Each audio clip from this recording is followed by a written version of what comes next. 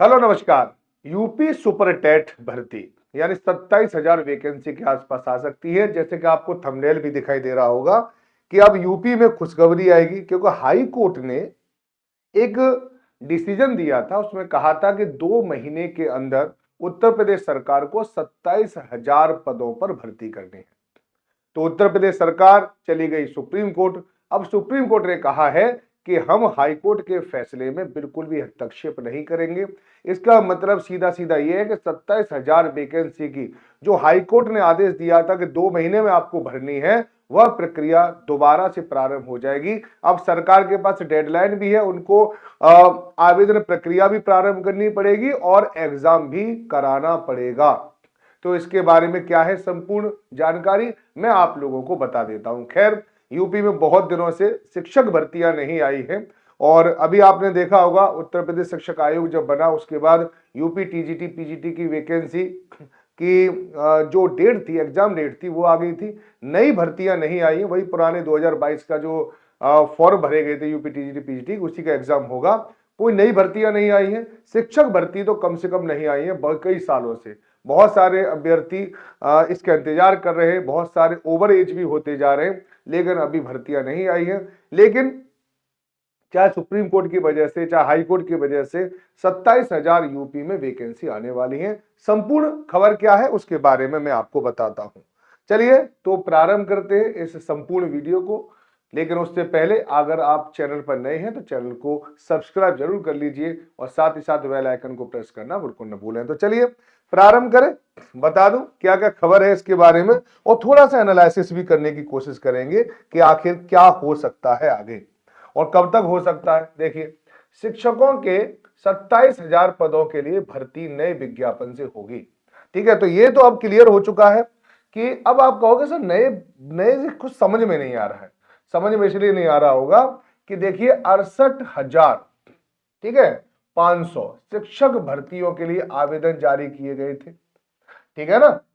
और इसमें अगर देखें तो मात्र 41,556 अभ्यर्थी ही सफल हुए थे, है ना।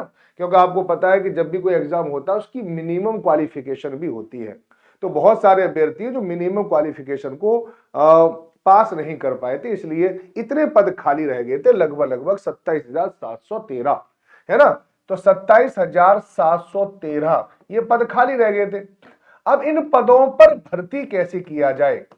दो ही तरह से भर्ती की जा सकती है। या तो जो मिनिमम क्वालिफिकेशन है उसको कम कर दिया जाए, जैसे कहीं पर मिनिमम क्वालिफिकेशन है 40 तो उसको घटा के 36 कर दिया जाए, तो सारे पद भर जाएंगे। लेकिन इस व्यवस्था को अपनाया नहीं जा रहा है। अब जो खाली पद रह गए थे उनके लिए क्या होगा, अब आवेदन प्रक्रिया प्रारंभ होगी और उसमें किस प्रकार से हाई कोर्ट और सुप्रीम कोर्ट इंक्लूड हुए हैं, उन्होंने क्यों डिसीजन उन्हें देना पड़ा, उसके बारे में भी मैं आप लोगों को थोड़ा सा बता दूं। देखिए पहले सुन लीजिए कि प्रयागराज मुख्यतः संवाददाता यानी परिषदीय प्राथमिक स्कूलों में 68,500 शिक्षक भर्ती में रिक्त 27,700 पदों पर मेरिट गिराकर चयन नहीं होगा। मैंने अभी आपको क्या बताया था, मेरिट गिराकर चयन नहीं होगा। जो मिनिमम क्वालिफिकेशन है उसको गिराकर आप चयन नहीं कर सकते हो। पहली बात, 6 साल पहले आई भर्ती के अभ्यर्थियों की याचिका को सुप्रीम कोर्ट ने खारिज कर दिया है। ठीक है नहीं।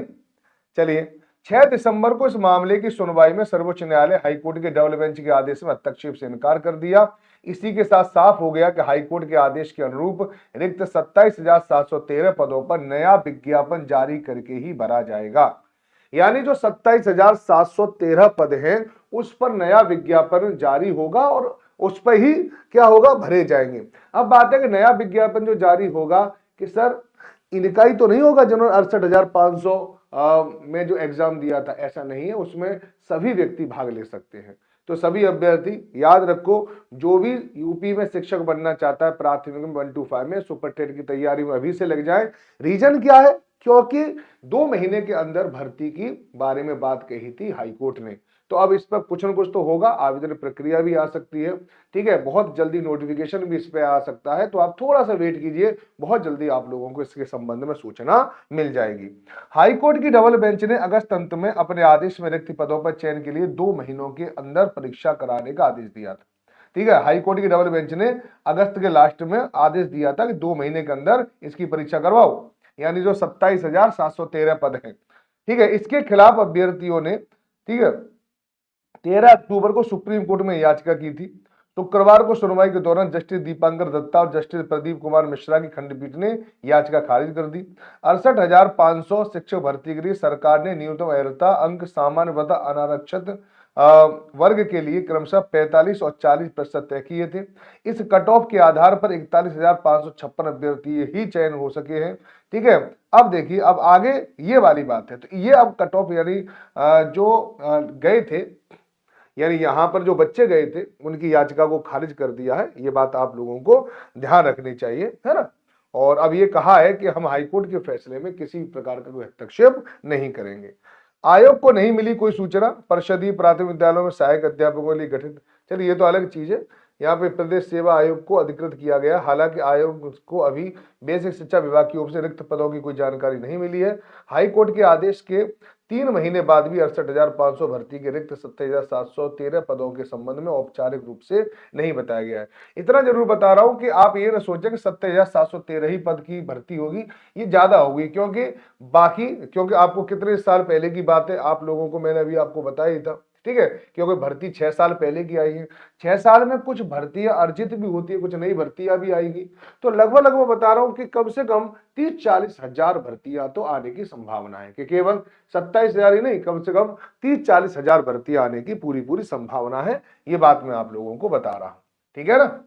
तो आइए, तो ये सारी चीजें आप समझ लीजिए कि अब यूपी में भी भर्तियां आने वाली हैं, और मैं सब लोगों से जो यूपी सुपर टेट की तैयारी कर रहे हैं, ठीक है, अब आप अपनी तैयारी में लग जाओ। जैसे भी हो, किताबों से पढ़ो, कोचिंग से पढ़ो, टीचर से पढ़ो, कैसे भी पढ़ो, लेकिन पढ़ो, ताकि यूपी में एक तो जगह बहुत कम आती है, कभी कभी आती हैं, और कभी कभी आती है तो कंपटीशन बहुत हाई रहेगा, इसलिए मेरिट भी कट ऑफ ये ऊपर जा सकती है। इसलिए आज से ही, ठीक है, पढ़ना प्रारंभ कर दो, क्योंकि जैसे जैसे समय गुजरेगा उसी प्रकार से आप लोगों के सिलेक्शन के चांस भी देखो धीरे धीरे कम होते जाते हैं।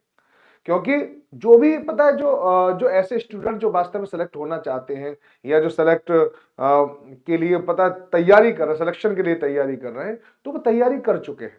आपको भी वहीं पर खड़ा होना पड़ेगा, दिन रात एक कर देनी पड़ेगी, क्योंकि एग्जाम, अगर इसकी आवेदन प्रक्रिया प्रारंभ होगी तो एग्जाम ज्यादा से ज्यादा 1 या 2 महीने में हो जाएगा। तो आप तैयारी शुरू कर दीजिए, प्रारंभ कर दीजिए, और बढ़िया तरह से पढ़ना शुरू कर दीजिए। किसी भी प्रकार की हेल्प चाहिए, ठीक है, कैसे पढ़ें, क्या नहीं पढ़ें, तो आप इस नंबर पर, जो नंबर दे रखा है उस पर आप मैसेज कर सकते हैं, ठीक है। या यूपी सुपर टेट से रिलेटेड किसी भी एग्जाम के लिए आप कैसे पढ़ना चाहिए इसके बारे में बता सकते हैं। मोटिवेशन भी अगर कभी कभी तुम्हें कम लगे तो आप इस नंबर पर मेरे पास कॉल भी कर सकते हैं, लेकिन पहले बता देना कि सर हमें 2 मिनट टाइम दे दो, तो मैं आपको टाइम दे दूंगा, है ना। तो चलिए, बाय बाय, टेक केयर, सब लोग अपना ध्यान रखें। जय हिंद, जय भारत। और मैं तो यही आशा और उम्मीद करूंगा कि आप लोगों का भी बहुत जल्दी सिलेक्शन हो जाए। धन्यवाद।